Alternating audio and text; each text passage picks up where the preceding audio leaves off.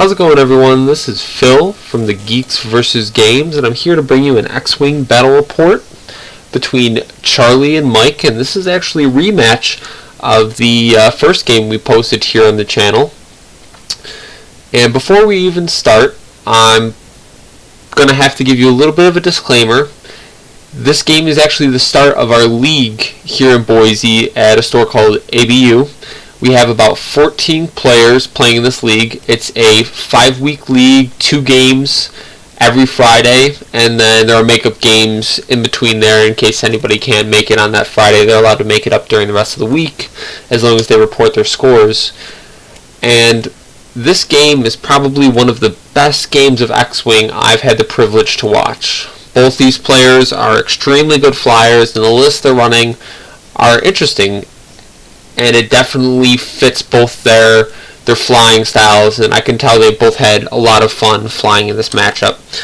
So just to give you kind of a heads up what's going on, currently Charlie, who's on the left, is flying a Sabre Squadron pilot, Autothrusters with push the limit, Echo with VI, REcon specialist and advanced cloaking device, and Omicron group pilot with Emperor Palpatine, engine upgrade, and advanced sensors. Now, just taking a look off that list right away, Palpatine in the shuttle, extremely common, but extremely strong, and definitely nothing to laugh at, even when he's attacking. And with the engine upgrade ability, definitely makes him more mobile, and you throw advanced sensors on there and being able to pretty much avoid any kind of blocking to take away your actions is extremely nice. And during this game, he definitely uses it to his advantage. Then on the flip side, you have a Sabre Squadron pilot, extremely basic, with push the limit on all thrusters, but definitely nothing to laugh at. The maneuver dial of the Interceptor is extremely strong, and having both the mobility of push the limit with the defensiveness of auto thrusters, especially against someone, as you can already tell, he has Miranda on the table, and with twin laser turret, it's going to make him a lot more sustainable as the game goes on. And then finally you have Echo, the Phantom with REcon specialist, advanced cloaking device, and VI. Now, you don't really see Phantom anymore just because of the recent rules change that forces you to take the cloaking action prior to revealing any of the dials. This just makes it a little bit harder to fly, not necessarily not competitive, because rolling 4 dice at range 2 and then at range 3 is definitely scary, and it just takes a little bit more skill to fly. And you will see Charlie puts the Phantom to good use during this game. And then the list Mike is running is Ello Asty, Autothrusters, adaptability, and R2 astromech, Jake Farrell with VI, Predator, chardaan refit, and Autothrusters, and then Miranda with twin laser turret, advanced slam, and dash rendar.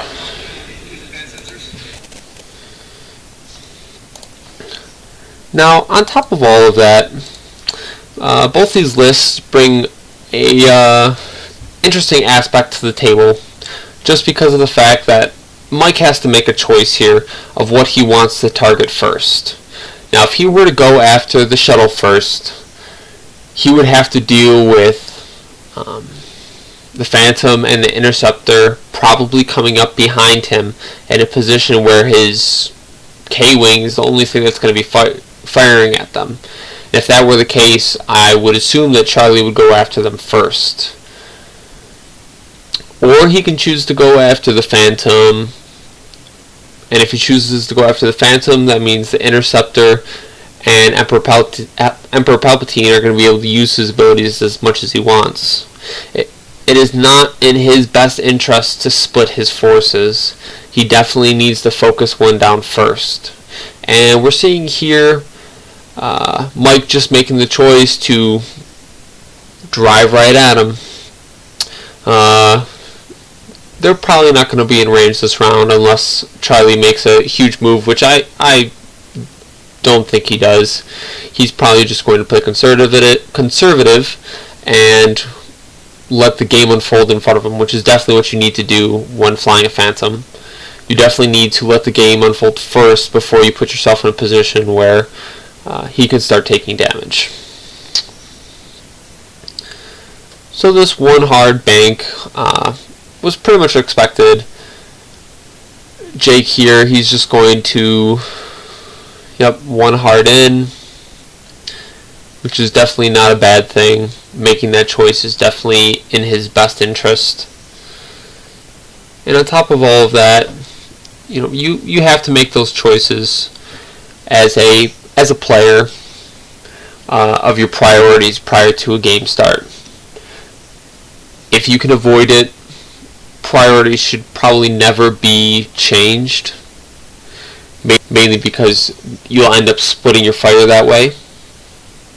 And if you start splitting your fire, then all that's going to happen is a target may get away at low health and be able to stay in the fight. Now, in the second round, Palpatine is doing his best to get away from the K-Wing and the A-Wing and Ello, which I think is a good choice, but he's put himself in a position where he is definitely going to have to fly over that rock next round and maybe take a damage. As long as he doesn't land on it this early in the game, I think he's okay. If he were to have turned in between that gap between those two asteroids, most likely he would be on a direct course towards Mike's aces. Here, Ello's just coming up extremely fast to try to chase down that Phantom. I do not envy Ello at all, just because of the fact that even though he's got that white sloop,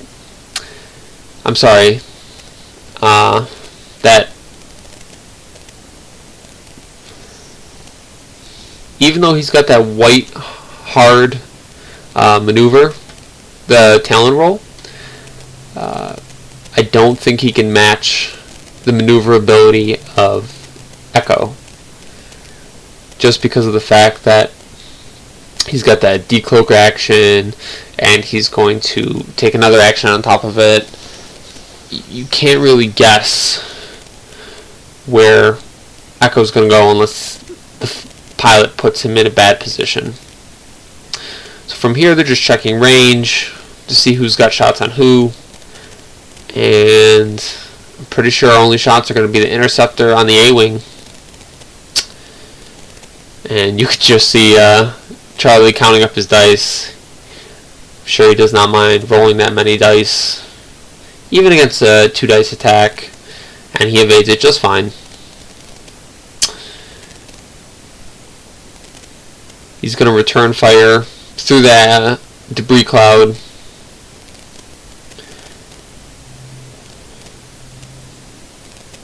Just checking for range on the K-Wing, but he's going after the A-Wing. It's only one hit, and once again easily evaded. But definitely don't take those first shooting rounds for granted, because you can definitely get damage through. I've done it, I've seen it happen, and I've seen it happen to me. Those pot shots can definitely do something. So from here, the Phantom decloaks. The shuttle actually ends up making it over the asteroid without landing on it. He's going to roll for damage here, and he ends up taking one off his shields. And that's just, the risk you kind of have to take for putting yourself in that position. And here comes the interceptor. This is going to be the first real engagement from Charlie. He's decided that he is in a good spot here, that he wants to engage this way. He's hoping that maybe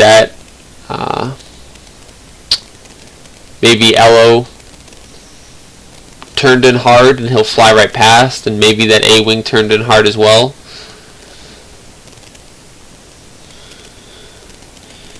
And here he's just going for a block on that K-Wing, thinking he maybe did a too straight or a too soft, and that'll end up bumping it, and the interceptor won't be taking any kind of damage. But he did misjudge it. The K-Wing only does a 1 straight and ends up right in front of that interceptor, so he's going to have a range 1 shot against that interceptor, who used push the limit to boost and then barrel roll, so he's got no defensive capabilities. Luckily, I'm pretty sure this X-Wing is out of arc of the interceptor, which is extremely fortunate if it turns out to be that way.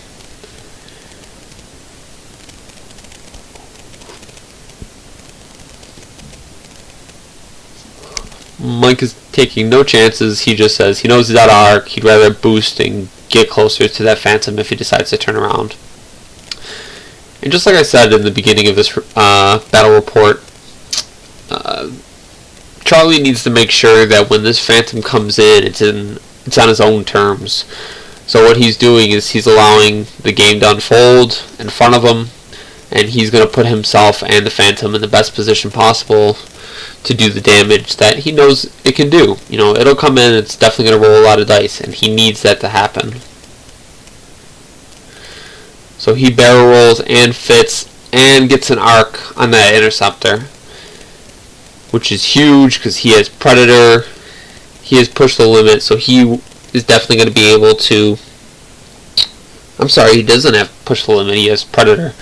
So he's got Predator and VI, which is allowing him to shoot first, and he was able to take an action. I think, yeah, because that's Jake. So he just focused and got his free barrel roll. And for that first attack, only 1 damage got through.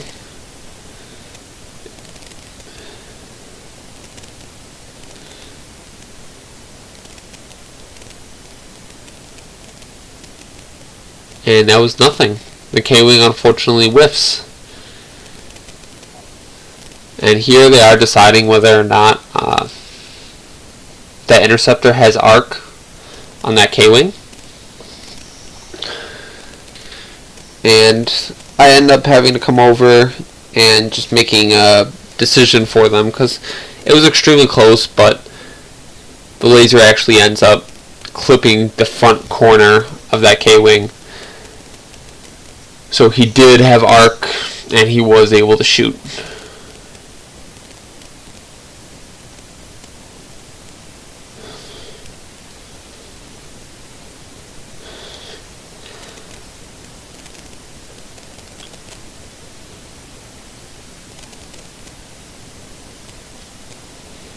And unfortunately I was not paying attention. I was over at one of the other tables and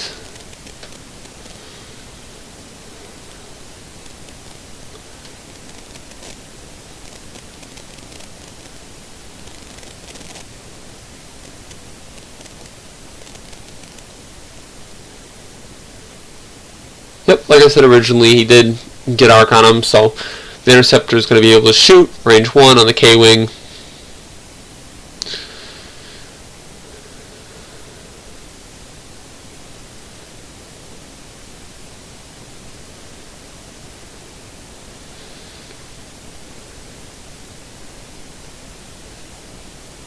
And he did end up stripping the K-Wing of 2 shields. Which is huge because in that position usually you would think the interceptor would be dead. But he was able to get some productivity out of him, and depending on this maneuver he's going to be able to get out of harm's way. So on to the next round. The Phantom decloaks first.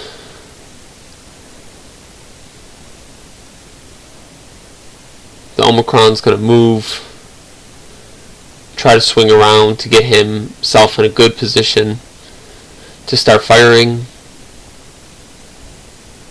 He advanced censored first, and now he has a very good arc on what may be left there.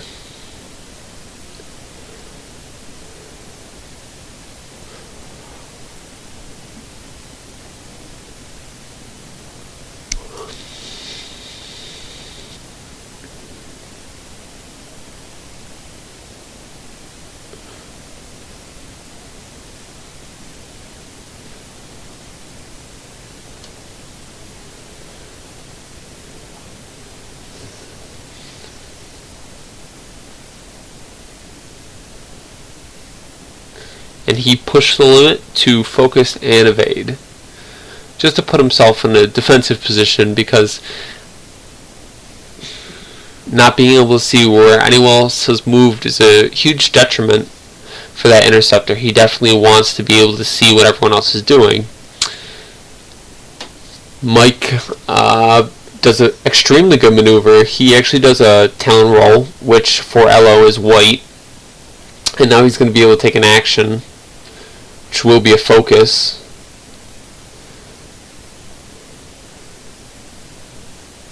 And this K-Wing is going to be dangerously close to hitting that asteroid.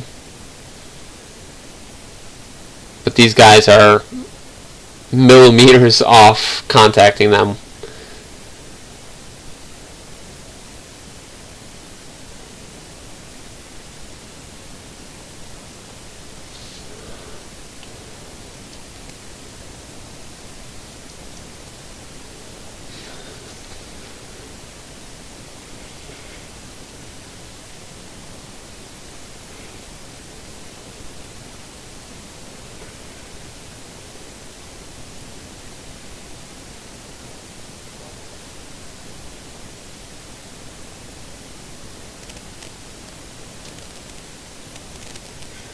The biggest thing with these Phantoms is to realize when and when not to cloak, especially if you're not able to get shots. So here, the Phantom decides to recloak as his action, and that's just going to allow him to be more versatile in this next coming round. He may be able to do a 2-bank to get around that asteroid. He may be able to do it from the side. It all depends. So here's Jake being Jake. He's able to do his one hard and then his barrel roll, and he's going to have shots on that interceptor with no return fire coming from the interceptor, which is extremely unfortunate because it's definitely not where he wants to be.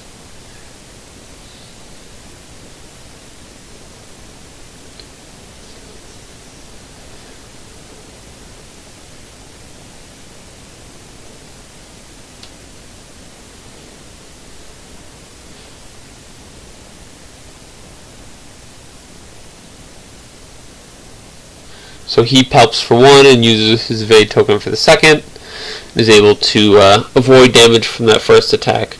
But that X-Wing and Miranda have still yet to fire.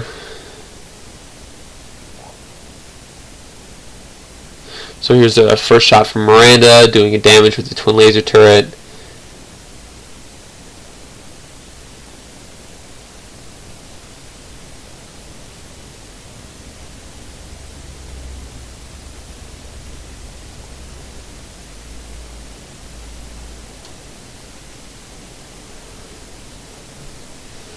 And I believe he ends up evading both shots from Miranda.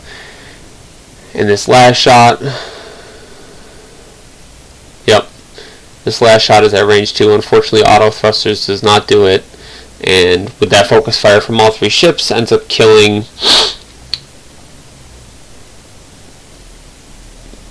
the first Imperial pilot.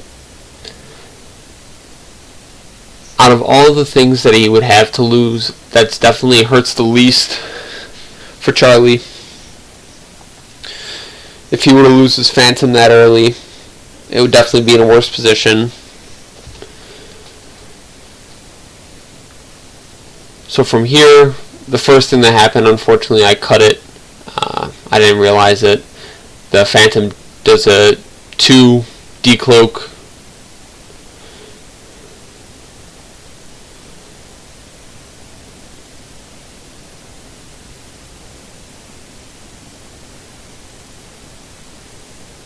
In this extremely dangerous maneuver, this X-Wing decides to do a 4K turn right in front of the A-Wing.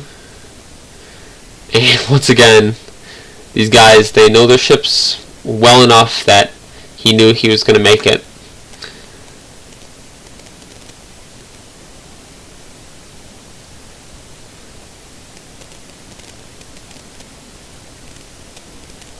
But now, the shuttle is going to have range 1 shots on that X-Wing. And that X-Wing has no defensive capabilities because he did do a red maneuver. And Ello only gives you that white Talon roll, it doesn't give you anything else. And with Recon Specialist for Echo, having those 2 focuses, one for a defensive focus and the other could be used offensively, definitely eases some of the fear as an Imperial player. You don't have to worry about nearly as much when you have something like that in your back pocket. Being able to spend a focus when you actually need it instead of, maybe soaking up damage because you want to use that focus for attack. So here's Miranda taking your shots first, because Mike does have initiative on the shuttle, and it does strip all the shields off the shuttle, which Charlie is definitely okay with. He definitely doesn't need shots on the Phantom if he can avoid it. He would much rather have Mike shooting at the shuttle than shooting at the Phantom. Oh, 1 damage actually did go through to the hull.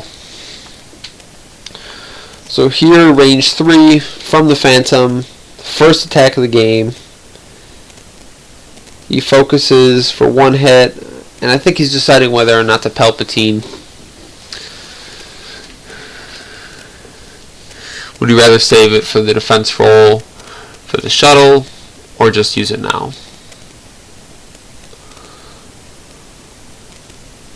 Now personally, I would probably use it now, which he does, because he needs to start doing damage as quickly as possible. And he made the right choice. 1 crit does go through, and that crit is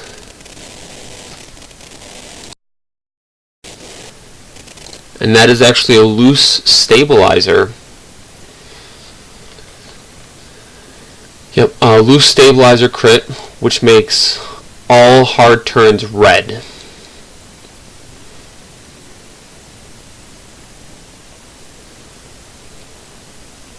Which, in the position he is right now, he could maybe do a 1 soft or a 2 soft, but he definitely wants it 2 hard, so you can pretty much guarantee that he will be taking a stress at some point.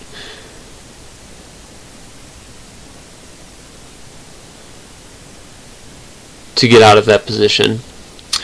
So from here, the Phantom decloaks.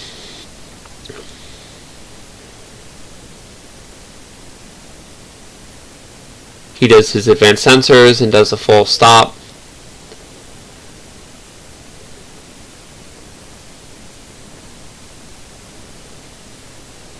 And Mike once again is more than happy to just fly Miranda where she needs to be, take her action. But the one thing that Mike may have made a mistake on is not once during this game did he use Miranda's ability, rolling 1 last dice to regen her shields, which would have, I think, could cost him the game.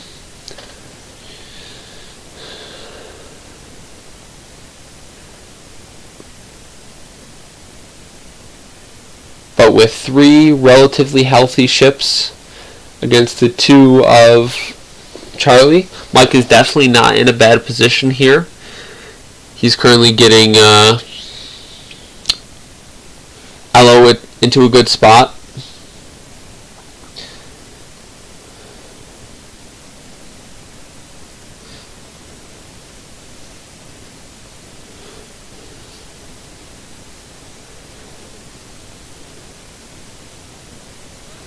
And with Recon Specialist, once again, he's able to get those 2 focus tokens.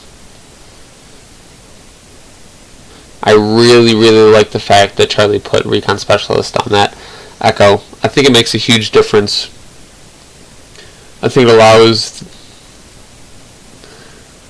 the Echo to play like he's supposed to be played, or she. I think it's a she. I think Echo's a she. With not nearly as much fear. So here's the shot from the twin laser turret, and with dash on it, ignoring obstacles.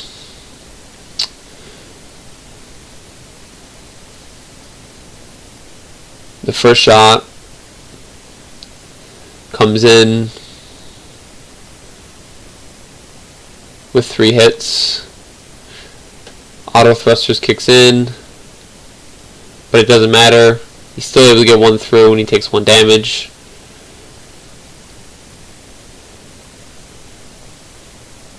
And he's able to focus and avoid the second half of that twin laser turret.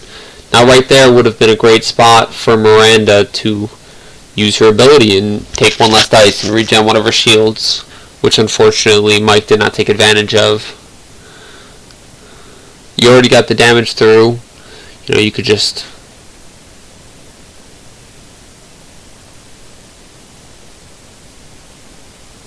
take the damage and be okay with it. And start regenning some of your shields. So this crit, it's a major hull breach, which is not nearly as devastating on the A-Wing, because it does only have 1 hit left, rather than maybe that coming up on the shuttle. Because if that hit were to come up on the shuttle right now without having any shields, that would be extremely, extremely painful. But Echo is already doing his job. He's in a great position as of right now. He's only getting fired at by Miranda, and that X-Wing does not have any shots.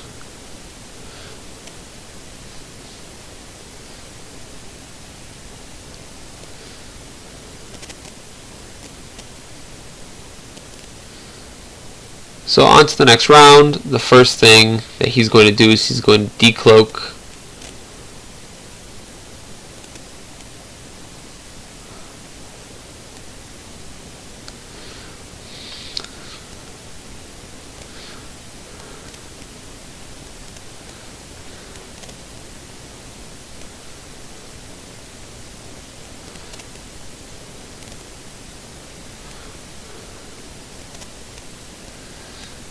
And 1 soft gets him past the A-Wing and clears his stress.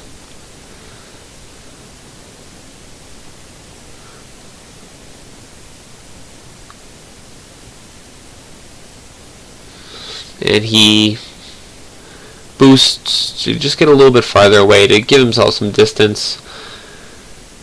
Because the shuttle already has a decent amount of damage on it, and he definitely does not want any more.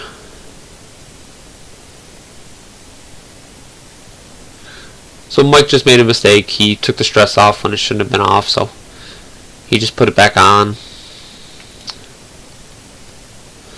And he does do a white maneuver, so that stress is going to stay.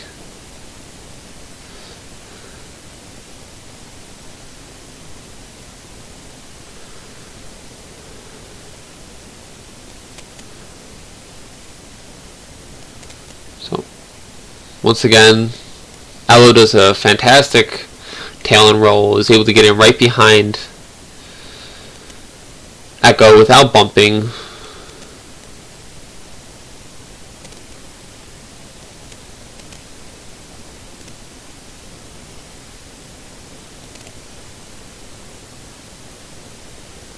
And he does a boost action. And I think that's just his way of anticipating for Echo, thinking that he may do a 2 or 3 hard.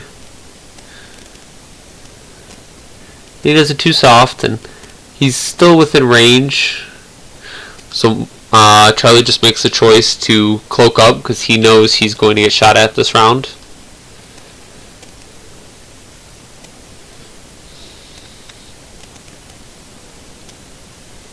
And he'd rather just take as many damage dice as possible and not risk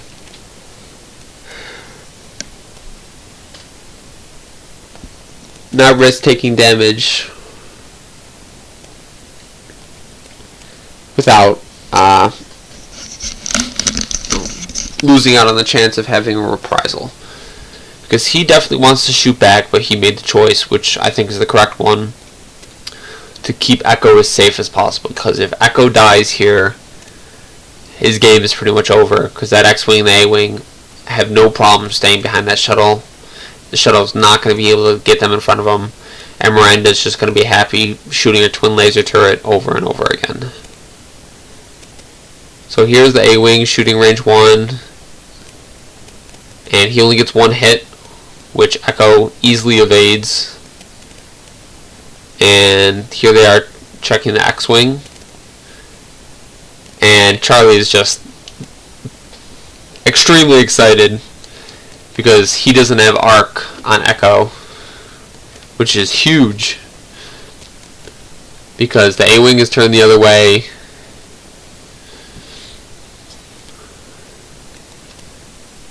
And if I were Charlie, I think the X-Wing is probably going to start heading to screen left. So he is going to be in a good position to start getting in behind him.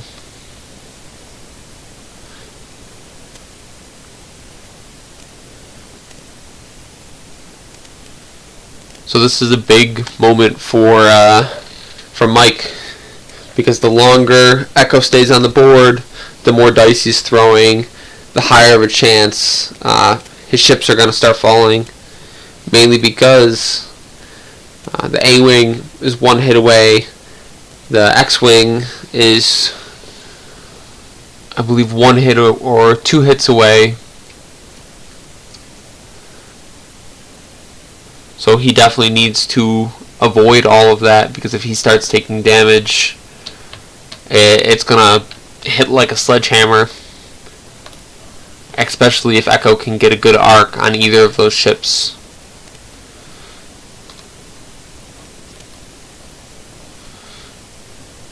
And this is actually a timed round. It's 75 minutes, just for you guys wondering how much is left. They are actually getting pretty close here to the end of the round.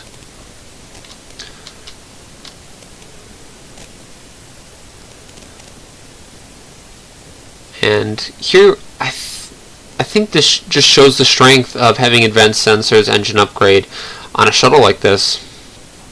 The mobility is just fantastic. To be able to get out around that asteroid and be in a great position with a good firing arc, it's definitely nothing to underestimate. So if you're building a list which has Palpatine in it, or if you just want a shuttle, I think advanced sensors is extremely good. I think it's definitely something to look at.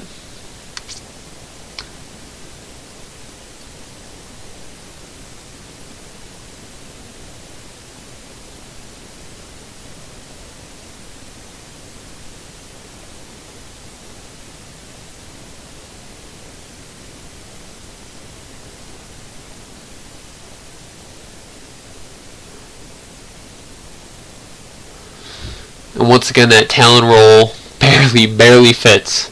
These guys have been playing this game fantastically. Everything is lining up the way they want it to line up. And like I said in the beginning, this is an extremely good game. These guys are playing extremely well. So, my hat's off to them. They have been playing fantastically.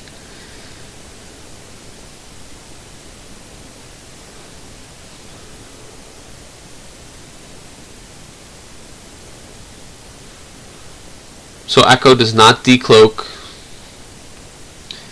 He just does his maneuver and gets out of there. And here's the A-Wing turning around. And I can't say this enough, guys. Playing this game, remember, it's not necessarily a bad thing to sacrifice a round of shooting if you have to just get out of a bad situation.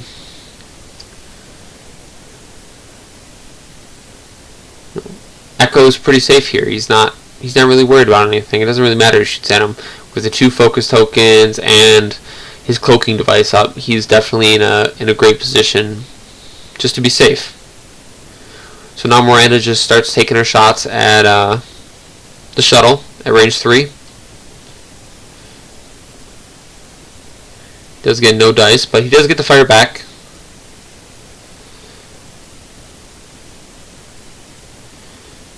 not through an asteroid. And he palps up to get 2 hits. And he manages to roll 2 evades.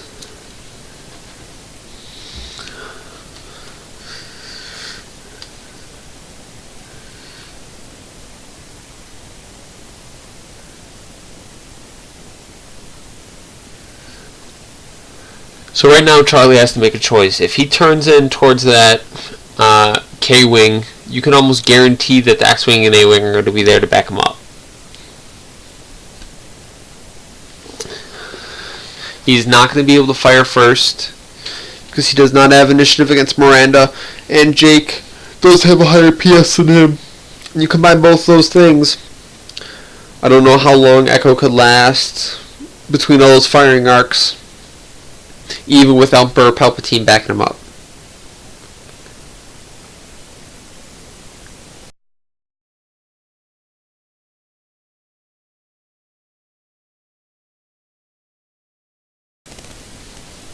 You know, I'm pretty sure Charlie could assume this, that, you know, that K-Wing is going to come in to try to stop him, to either try to block him to take away that Echo's actions, which would be huge, because he wouldn't be able to recon specialist. You know, he would be able to fire, but not until after Miranda and the A-Wing have fired.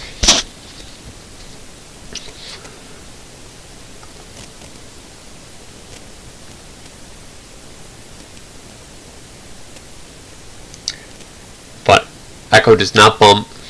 He's going to be able to take both his actions and cloak before the X-Wing is able to fire. And if that's range 1 on Miranda, she's going to have to fire a primary weapon. And he also makes the choice not to cloak. He is going in for the kill here. He definitely needs to kill Miranda. He needs to get something off the table.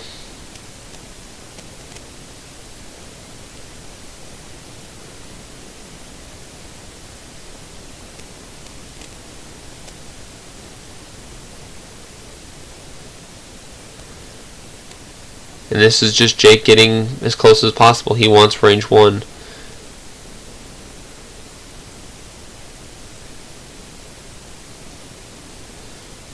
And why not? With that focus and free booster barrel roll action, you can't really complain about that. He does Predator, and he only takes 1 hit off that, but that is all. Echo's shield's gone. Now Miranda's going to shoot, range 1, 3 dice.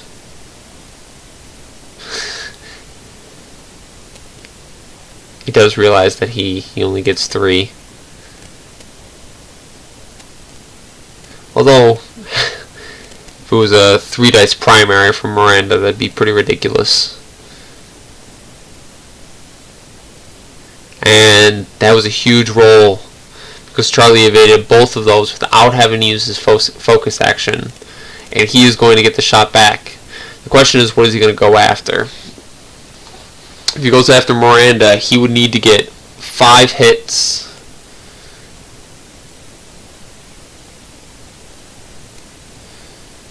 And all of them to go through, which he manages to do, which blows Miranda off the table. And that just shows the strength of a ship like that. Just the fact that he's able to roll so many dice with Palpatine backup.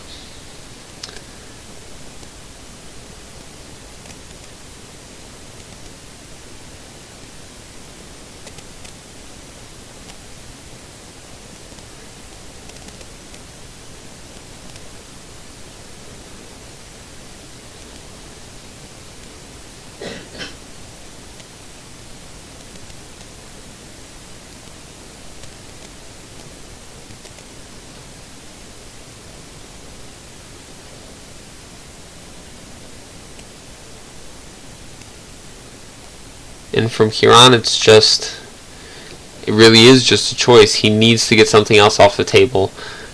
Charlie is in a position, points-wise, where he would still lose this game.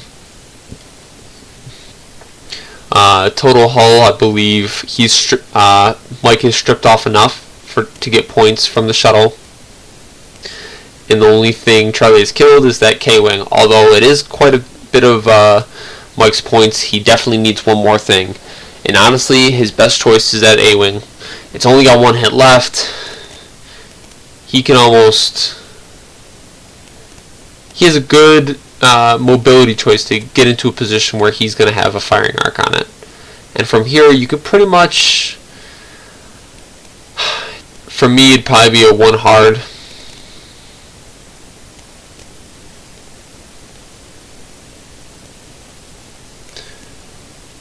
Charlie does end up landing on this asteroid. He doesn't take any damage from it, but he will take the stress.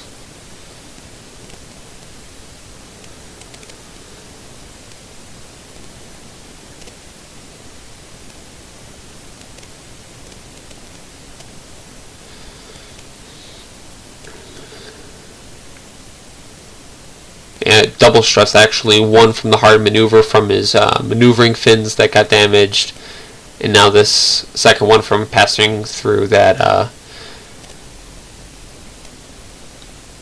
debris cloud. The K-Wing does a pretty, sorry, not the K-Wing, the X-Wing does a pretty predictable K-turn.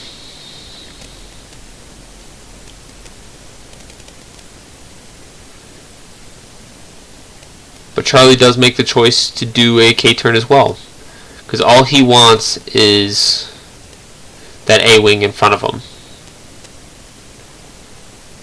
which he does manage to get. And I think what Mike was expecting is what I would have chosen, that would have been that hard turn, because if Charlie would have done that hard turn, it probably would have bumped him, maybe.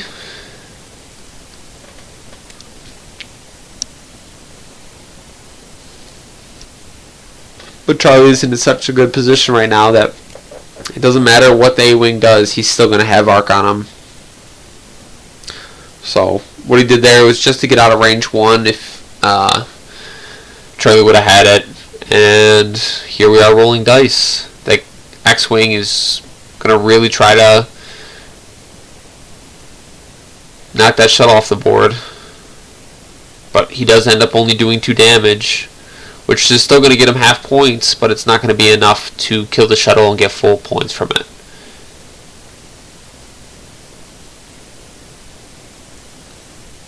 Yep, and that's range 2. So here he is firing back. He Palps for 1, and that is not enough. So he ends up taking another damage, and that is it. That will be actually the end of the game, folks. That is time for these two guys. And like I said earlier, this was a fantastic game. So my hat's off to both of them. They both flew great.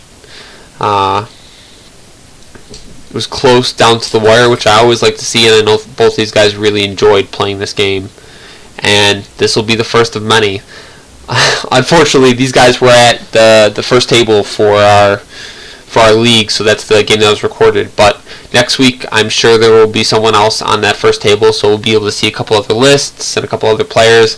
But I know both of them wanted to get this on camera because Charlie wanted a little bit of redemption from the last time he flew, and Mike definitely wanted to use this list again. So thank you so much, guys, for watching. If you have any questions, comments, or concerns, please leave them down below, and may the dice be with you.